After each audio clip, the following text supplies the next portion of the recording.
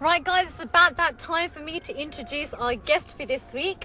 It is, of course, please welcome AG Dolla. How are you doing? Hello, how are you doing? I'm going to do the handshake again. Oh, can I get a hug? Because I'm sleeping and hugging now. How are you doing? How are you doing? I'm good. Thank you for coming down. Coming down, or is it the other way around? Well, actually, thank you for coming down to my area. I really appreciate it. North London people. Are those the sides you're repping? I would call it repping, but we're not doing that gangster music. So, you know, we're just chilling out in the area, in a peaceful side. You know, everyone thinks London is really fast moving, but it's quite peaceful, as you can see. We're in Alexandra Palace, and it is absolutely stunning here. I have to say, we've been looking at the views already, and we were like, wow, it's so nice and peaceful. And it's actually sunset now, so it's nice and getting dusky. Very pretty. So, what have you been doing?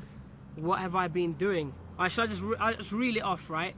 This year, went out to Miami, went on tour. Last year was in Caribbean. We just shot a video, Roll Your Boat, which obviously you guys, Brit Asia, are supporting.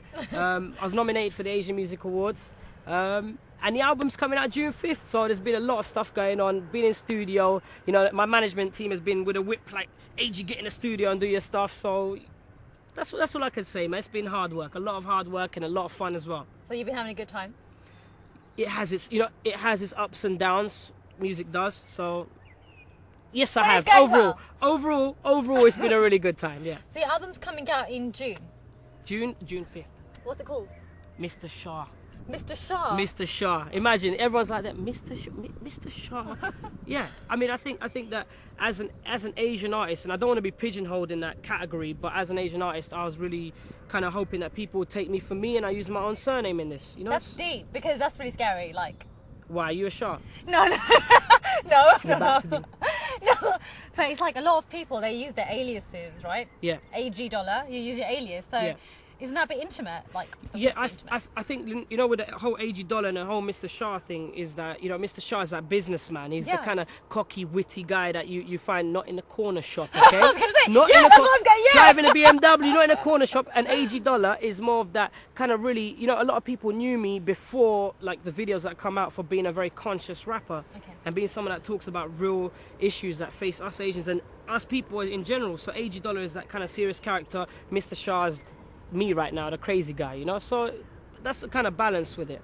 So do you switch like personas, like for example like Beyonce? She's trying to sound schizophrenic. No, I'm not schizophrenic. Not Jekyll and Hyde-esque, but you know, like Beyonce, she has like an alter ego, and I meet a lot of rappers and I meet a lot of singers, they have an alter ego. So they're like, when I was interviewing Jesse Sidhu, he's like, I'm Jussie, but when I'm at home, I'm Mr. Sidhu, and he's got his chai pani, you know what I mean? No, I understand that. I'm a good boy. So do you find you have to like be someone somewhere else, and are you a different person, completely different person at home? No, you know, unfortunately, I'm actually more or less the same person everywhere. You know, when I'm happy, I'm happy. When I'm sad, I'm sad. And when I feel like being cocky or whatever, and I'm not arrogant, a lot of people may think that, but it's more of like just having fun with life, you know? Yeah.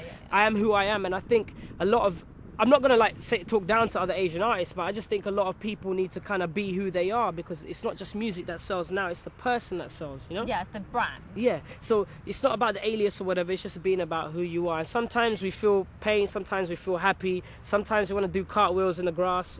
Not me, she does. Sometimes we like to wear pink shoes. I told you I'd bring that one in. So that's it, you know, we're just out here, we're kind of finding ourselves, you know? That's what the whole Mr. Shah, the whole AG Dolla project is about. People see me grow from there up to there.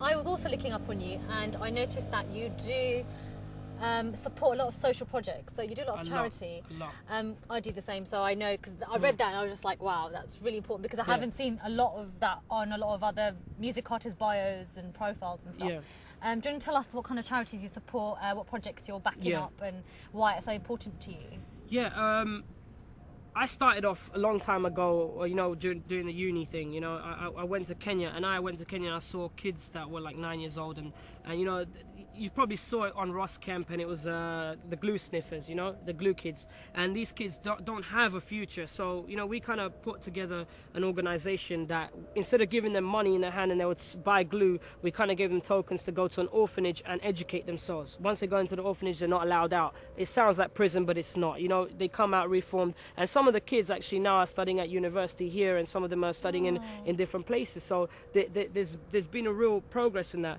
In England, I've worked with there's a place in Stonebridge called Life FM. There's Life FM, you know, they work with kids that are at high risk of offending, and you know, we teach them about music. You know, I worked in Croydon, I worked in Havering for drug and alcohol action team, and I've worked in prisons as well. Actually, you know, that was how was that? It was an all-girls prison. You know, people was that they will say that's exciting, but it's not. When you know, it's exciting. Oh no, was that just me? Oh, no, that's just you, love. You know, that's an uncomfortable silence right now. Everyone's just like, you know, that this is PG, all right? Auntie, I'm sorry. This is what they talk about on the internet. No, you know, when you go there, it's like you actually get trained, and you have a big set of keys, and the keys are like literally about this big, and you know, and they even say don't show the inmates your key because they can remember it and they can do all sorts of stuff, which I don't know. You know, some of the people I met in this prison, it was very difficult. You have to lock yourself up and go into different places. And so what were you doing there? I was teaching like music business. Oh, wow. I was teaching a bit of writing. I was doing a bit of DJing. I started this whole thing as a DJ, you know, and that's the kind of thing that really went forward with them. And I think it's important for everyone to know that there are ways out. And we also, as a collective, we also go out to schools and we do lectures and we teach as well. So I think it's something it's important for a kid. Or a young man, you know, I don't want to stereotype and so on. Yeah. It's really important. Imagine you had a younger brother, and that younger brother saw me on TV, and he was like, oh, I want to be a rapper, you know, and he didn't have the way to get there and be a rapper, you know, or a singer for that matter.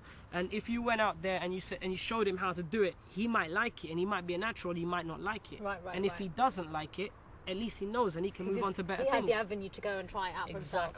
Exactly. And I think it's really important that we as musicians put back into that community, and not only just by saying I raised this money or I done this, but actually taking the time to speak to people on a real level and letting them know what it's about. I'd like you to wrap us out. Wrap you out. Can you do that?